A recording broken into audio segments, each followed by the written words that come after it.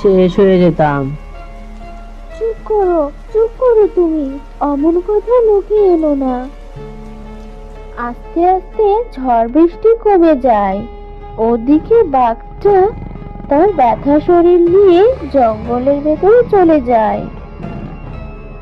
এভাবেই বেশ কিছু মাস কেটে যায়।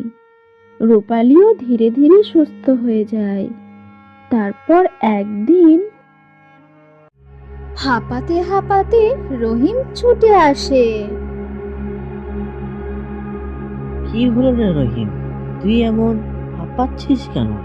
কি হয়েছে তোর? আর বলিস রে, আর বলিস রে রে, আমি যে আমার গরুটাকে বাঁচাতে পারলাম না। আমার সামনে যে ওই দুষ্টু বাঘটা আমার সামনেই যে আমার গরুটাকে টেনে নিয়ে গেল রে। আমি যে আর আমার গরুটাকে বাঁচাতে পারলাম না। শান্ত হও রহিম ভাই।